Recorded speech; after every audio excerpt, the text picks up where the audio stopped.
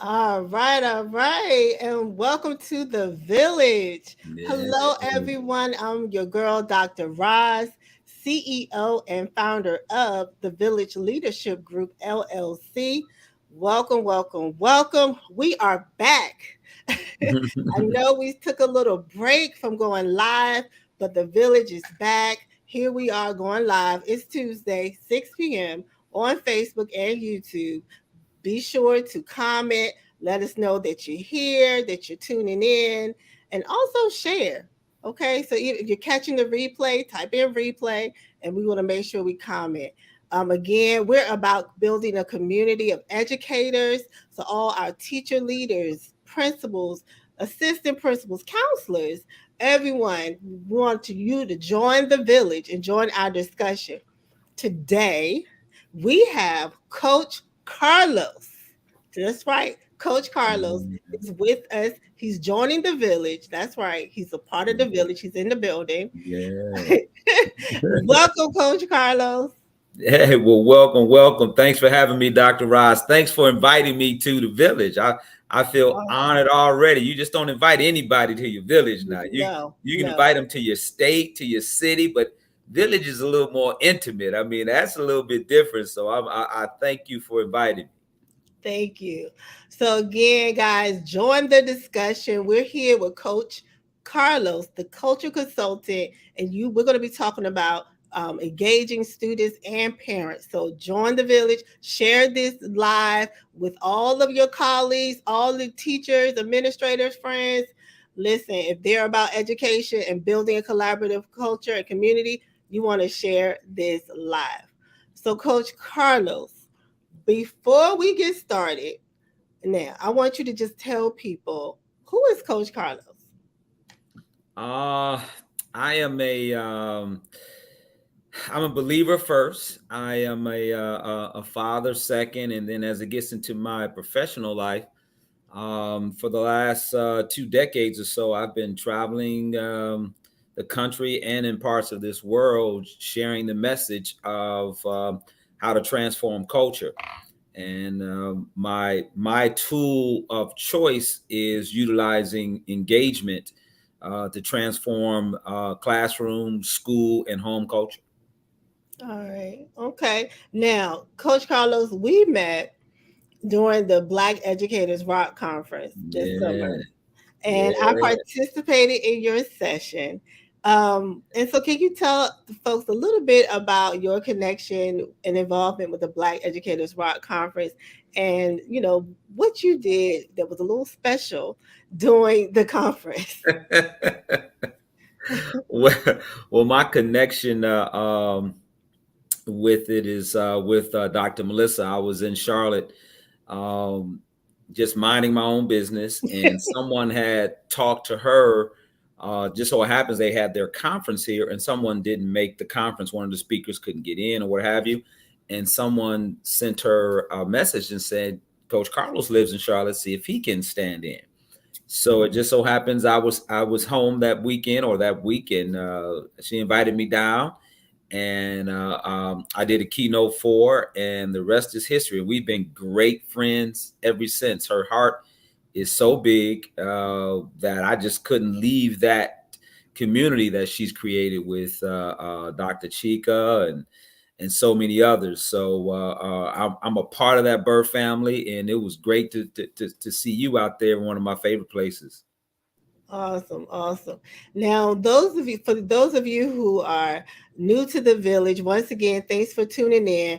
We're about having conversations about education, and really, iron sharpens iron. So, Coach Yeah. Carlos, he talks about a topic that is dear to my heart: engaging students and parents. Right. So, Yeah. again, tune in, ask questions, share your tips and advice if you're tuning in.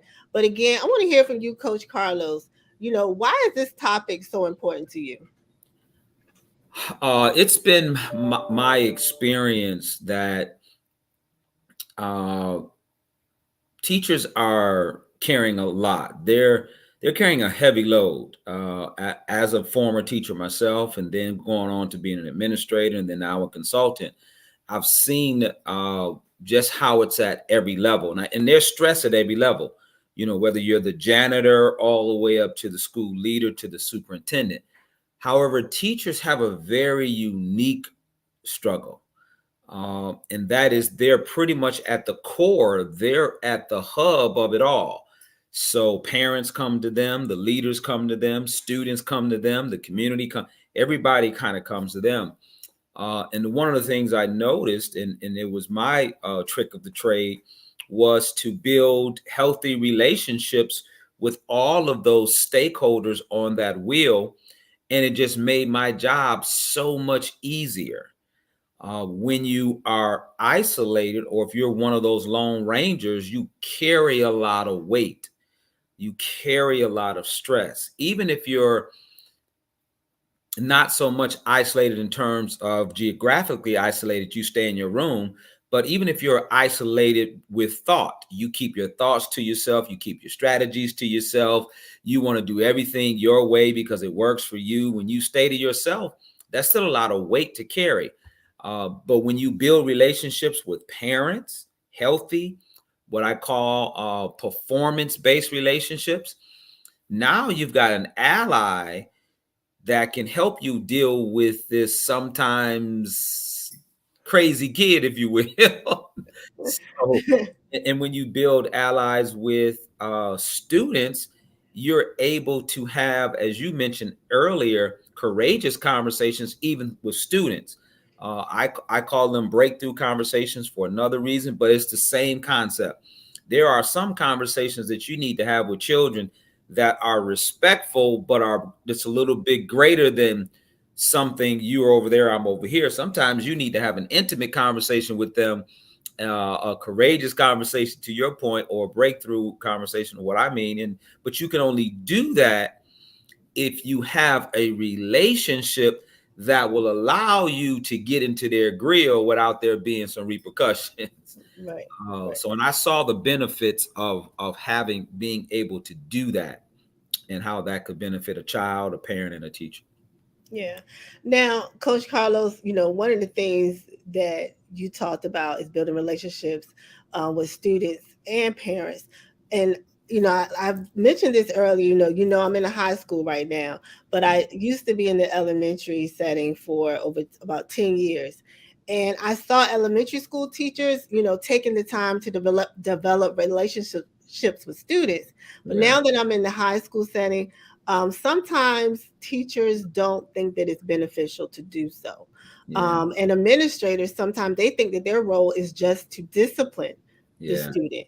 Like they'll deal with the student if the student's cutting up, and yeah. they, getting sent to the principal's office or the Right, assistant principal or the dean's office.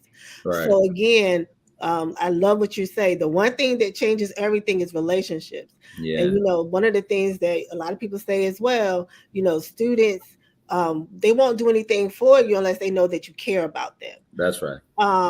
So speak to us about that, that misconception Yeah, that the older the students are, the less you need to worry about building relationships. And I see the opposite, but yeah. I want to hear from Coach Carlos. You're the expert. Well, when I do parent workshops, whether it's in elementary or high school, one of the things that I share with parents is that parent engagement, parent involvement never goes away. Mm-hmm. It never dissolves, it evolves. So what you did in elementary in terms of being engaged and being involved, what you did in elementary, that ain't gonna work in high school. You can't be with your child that way in high school. And it's the same way with adults. You never dissolve, you just evolve. If I'm working at in the elementary level, then the way I engage with my students there is a whole lot different than I Mm-hmm. engage with free thinking, free willed miniature adults. I engage with them totally different. And so the strategies, the concept and the benefits or the disadvantages of being disengaged are the same, but the strategies are a little bit different at the high school level. Definitely. Now, Coach Carlos, I've seen you in action. at the Black Educators Rock Conference, and I want you to know you can keep that same energy here in the village, because I want y'all to know Coach Carlos keeps it real, all the way real. Oh Okay, yeah, when it comes to engagement, I can tell this is your hard work. And yeah, because again, we're losing the battle when it comes to some of our students, and yeah, we don't want to do that. We want to make sure we engage our parents, engage our yeah. students, so that they can, succeed, and be ready for the future, right? Oh yeah. So, again, we want to make sure that when we're building these relationships, that it's authentic, Right, that we're keeping it real, like right. that the students really feel our hearts. Oh And yeah. we're not just going through the motions, like we're going through a checkbox. Right, I said hello to all my students. right, right, I right. stood at the door because Coach Carlos told me I need to That's right. high five my students when they come in, Yeah, right? yeah, yeah, yeah, So yeah, give me some real strategies so yeah. that, I want to make sure that I'm engaging the students, meeting them Sure. where they are, and forming those authentic relationships as well. Sure, sure. Great, great question. Well, in my book, and I'm sure we'll talk about it a little bit later on, but to your point, the book I have, Power Engage, talks about 7 power moves. Now, Mhm. there are more power moves. Trust me, I can do power moves for the next 20 years because there's so many. But in the book, I've given people some my foundational 7, if you will. So let's talk about how they can do it. And this can happen at elementary all the way to high school. The Mhm. first thing I share with the instructional teams is that the first 2 power moves are key. The other 5, you can pull one off the shelf whenever you need it. But the first 2 you got to do. And the first one is you got to remember why you got into this game. I mean, teaching is one of those things you don't get in for the compensation. Teaching is a calling. Right. Say that again. You know, it's not for the compensation. It's because you have a calling, and we have to be reminded of that. Because if we're not reminding of that, it's very easy to lose your direction real quick. Once September, October hit, and once the testing starts, once the demands start, you can forget why you got there.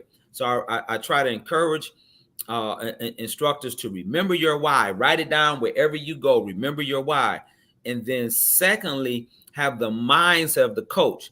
I could have used a couple of different things, but coaching is just not Coach Carlos is just not a name I just throw out there to be cute to brand myself. It represents my mindset, and as a coach, I'm always trying to figure out what's the best strategy to get something done. So, and believing that every player on my team can contribute something. And if an instructor walks into the classroom knowing that, hey, everybody in here can contribute something, Mhm. he as the coach now has to figure out how to bring that out. So let me give you one of the strategies I give instructors. Uh, one of the things that I really encourage teachers to do, low level engagement building, real low level, because we all build relationships. We just build greater ones with those people who we feel like we have an affinity to. Some Right. teachers feel like I love the cheerleaders, so they build great relationships with them. They have Or their I love favorites. Right, yeah, that's right. I love the football players, so I build great relationships with them. Now we build relationships with everybody, but just greater ones. So what I challenge instructors to do is think about that student who you don't have the great relationship with, and use a system I call PASS, PASS, and then just go through the PASS. It's called personal acts of service and sacrifice. So if you're one of the students in my class, and I've got great relationships with everybody else, but for some reason, it's something about that Roz Gaskin. I ain't feeling her, and she ain't feeling me. As the coach, I want to win. And I Mhm. know you've got something that you can contribute to this team. So I've got to figure out, how do I get to her? Well, what I start going through is, what can I do as a personal act of service and sacrifice for her? Now, is that right? Let me make sure I get it right now. Pass. That's it. PASS. That's Oh, it. that's good. That's Yeah. good. So we dropping some gems, y'all. Y'all Yeah. better take some notes. Yeah. Personal acts of service and sacrifice. That's good. And I don't want teachers to freak out if they hear this, because they already saying I do enough already, and you do. Right. So I'm not tripping out about that at all. And you can't do this for every student in your class, nor Hmm. do you want to. What you want to do is find that kid that's on the bubble that you can have the greatest victory with, not the one that's way out there just yet, because that might take a little bit more. You want the one that's right there in the bubble. Then you haven't won them over yet. You haven't lost them yet. They're right there in the bubble. You want to say to yourself, man, what can I do for him or her that would be personal to them, a personal act of service and sacrifice for me that might tip the scales in my favor.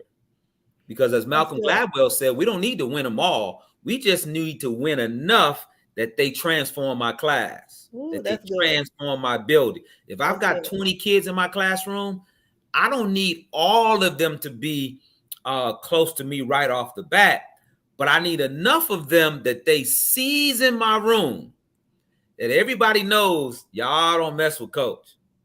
Y'all don't mess with Dr. Roz. That's She's good. mine. That's good. That's my girl. That's my guy.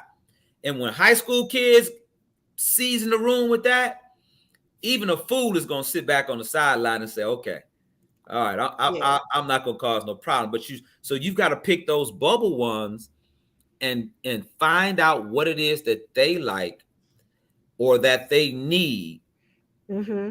and win them over with it. It could be showing up at that girl's volleyball game and cheering her on. Right. Right. That's It, it, good. it That's could be good. dropping a note at home and just calling home. Hey, Miss Gaskins, how you doing? I just, nothing. This is Coach Carlos. I don't nothing. I just wanted to call you and let you know your daughter, she's a joy to be in my class. I'm gonna do some things for her to get her more involved, but she's a joy. That's all I wanted to say, and leave it at that. And that goes a long way, Oh, especially the student who rarely gets those positive phone calls home. oh That's man, good. yeah. And she Yeah. gonna say, "Who called? My teacher called. What's she calling here for?" Exactly.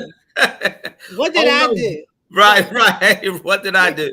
No, That's good. she or he was just calling to say you did AB and you enjoyed to be in the class. Little Right. personal act of sacrifice. That's a good one. So far, y'all, those of you guys just tuning in, again, we're with the culture consultant, Coach Carlos, one of my faves. Again, I went to see him in a conference, and it was an awesome session, all about strategies for engagement. And that's so important. So we talked about, again, building those relationships with students, getting them really making sure that they understand we care about them, right? That's the bottom line. Yeah, And we're going to have to sacrifice, right, to yeah, make sure we get them on board. And yeah, then you mentioned, calling home, talking with parents, but how do you engage parents and forming yeah, those relationships with parents? yeah. So parents are a little tricky, but they're also more predictable. So kids can be a little wishy-washy as they're figuring out life, but parents, by the time you run into them, they're a little bit more settled, they're a little bit more predictable. So uh what I am looking at, and when I'm working with districts, what I'm asking them to do, and if I'm an instructor when I'm working with them, another one of the power moves is to ask yourself, what are the three things, and what I call them are meaningful minimums. As a matter of fact, I'm gonna put that in the chat for Uh-oh. y'all. Go ahead. Put it in there. Meaningful minimums. Gotcha. Yeah, you want to ask yourself, what are the meaningful minimums that all parents can do for my class, for my school? And both of those words are key: meaningful and minimum. Because I don't want nobody stressed out. I don't want teachers stressed out, and I don't want parents stressed out. So you sit back and we do this as an exercise in our trainings. Let's sit back and let's look at the demographics of our parents. And instead of saying parents, I use business terminology. So right now we're a business group. So we're 100 we're 100 business owners, and we want to dominate the land. And we got to think about what's going to drive our customers to purchase our product. what's going to drive our customers to love our product. Mm-hmm. First thing we have to do is create what business people call an avatar of your best customer. So we go through the profile of the customers. So if I'm at your school, all the teachers will say, this is the profile of our customers.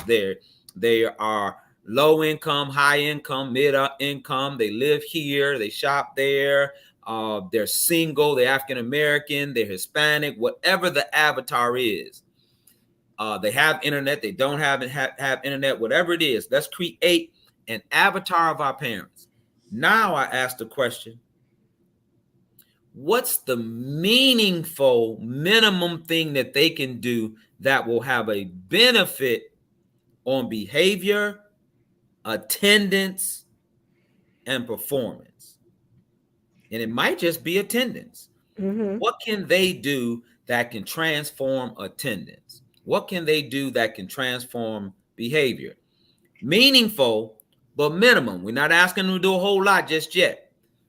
And then everybody rifles off what they could do. If parents just dropped them off on time, if parents just signed their notebook, if parents just did. Now, first, teachers have a tendency of going for the high end stuff because they Right. know that's what they would do. And I have to dial it back down. No, we're not talking about you. We're talking about this customer. What can they do? Well, if they would at least check their phone messages, if they would at least return an email, if they would at least sign the planner, whatever the minimum meaningfuls are. So we come up with about 3 meaningful minimums. So if I'm talking with an instructor, let's look at your classroom. Based on this class, this math class, this ELA class, this history class, what's the meaningful minimums that parents can do in your classroom? Good. That's good. Don't go high, don't go super low, that bare minimum. If we're in a relationship and I came to you and I said, babe, I'm sorry. I know I've been acting a fool. It's just been stressful at work. I ain't got a whole lot I can do. And I don't get paid till next week. What can I do today to bring a smile to your face? And you will give it to me. You Right. can give Right. me something real low level that I can do to bring a smile to your face. That's all we're asking parents to do. Is all I'm saying to teachers, ask for the minimum that will have Mm-hmm. impact. How about ensuring that they just get here on time? Simple. How about not picking them up early? Now, this may not happen at high school, but it happens too much in the elementary schools Yeah. where parents will come because they want to avoid the lines and the traffic. They will come and sign them out at 2 o'clock or 2:30. Yep. you know? I remember. I told you I was elementary for about 10 years. So I remember. Yeah, so they'll do that real quick. No, let them stay. If you keep signing them out 30 minutes times 5, you do that times 2 months. They could easily miss Yeah. 2 weeks of instruction. Right. And it's good that you said that because two things that I hear from you. If you tell parents what the minimum meaningful Yeah, engagement strategy that they can do, what they can offer, yeah, 9 times out of 10, they're going to meet that yeah, expectation or even do more. yeah, Right. yeah. That's And right. then another thing that I hear is communication. Right, If you right. explain to the parents why Yeah, that is so beneficial and yeah. why you need their child to stay all day at school. They're thinking, oh, it's only 30 Right, minutes early. Like, what could right, they possibly be doing at right. the end of the day? Yeah, Or if they're just late 20 minutes every day, right, what's the big deal? right, right. Yeah, So but if you explain to them and have that conversation, then you'll see a change. yeah. A lot of times, school leaders may just assume Right. There that you the go. parents don't care. There you go. So There that's you not go. true. That's Yeah. not true. Yeah, we do So that I too like often. that. We make two bad assumptions. The one that you just mentioned, or we assume that parents already know. They gotta know that they take them out early, they're gonna miss assignments. Well, they kind of know that, but they don't understand the accumulative effect.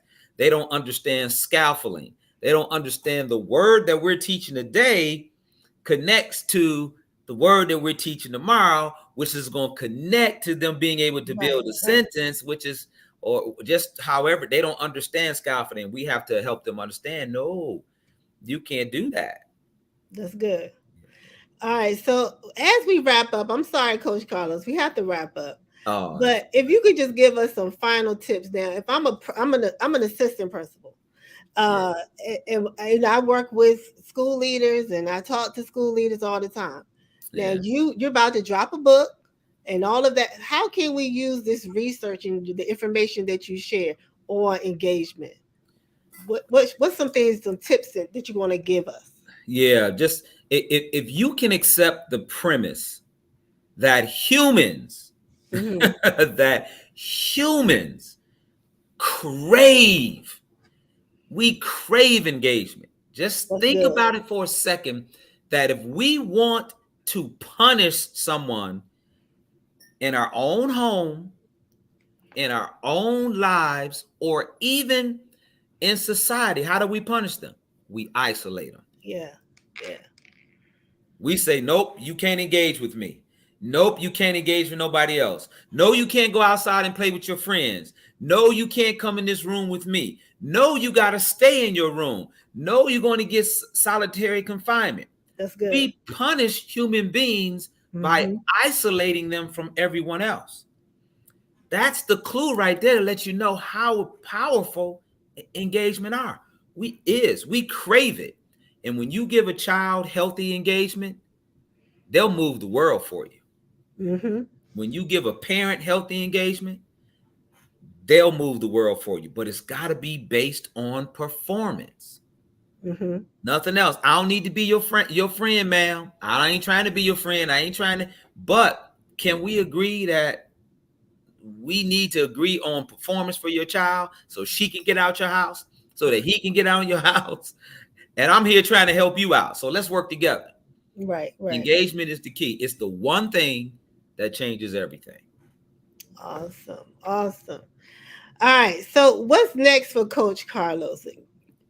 My book is in pre-production now. I've worked on it for 3 years. It is, whew, the research is phenomenal on it. We don't have time to go into everything that we found out and discovered, but it's all inside the book. It comes out November the 1st. It's in now pre-order now. If anybody wants to know about it, you can go to carlosjohnson.org. Uh, I already have. I'm already booked up until almost February now with the book. It's phenomenal. It's been received very well, and I look forward to spreading the word about engagement. It's so important. So congratulations to you. Kudos to you. Definitely. Thank I'm glad I was able to get you to join the village. you. Oh no, when you call, I run. Just know that. Thank you, thank you.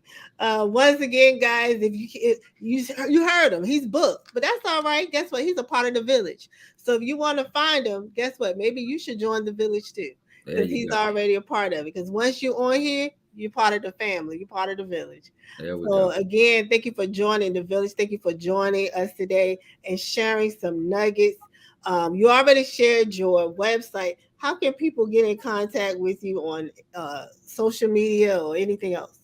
Uh, the Coach Carlos is, you can find me there everywhere on YouTube. It's Coach Carlos the trainer. But all of the links are right at carlosjohnson.org. And that way it's easy just to click a link and it'll take you everywhere that you need to go. And I encourage you, I implore you, I beg you all to build healthy relationships with all stakeholders. Exactly. Again, the one thing that changes everything is relationships. That's right. You That's right. said it, Coach Carlos, not That's me. it. All right. Again, guys, you follow him, join whatever he's about. You make sure you tune in. I learned so much from you, Coach Carlos. So I personally want to thank you. Thank you for doing the amazing work that you do. That you do. Again, we don't do this because of the paycheck. That's right. And I know that this is hard work for you. Yeah. And so I really appreciate you pouring into the village. And it's so important. So thank you again. Thank you. And to everyone, again, thank you for joining the village. We appreciate you again for tuning in. And as always, remember to follow us on Facebook and Instagram at the Village LG. We'll be going live again on Tuesday at 6 p.m. Again, right here in the village. That's You right. don't want to miss it. So continue to support the village, join the village, share your tips, your strategies, because that's what it's all about. It takes a village to build Yes. strong leaders, teachers, schools, and communities. So join the village. Let's share, let's work together, let's collaborate, let's partner. All right. And remember, teacher leadership is a mindset, not a position. See you next time. Mhm. Awesome.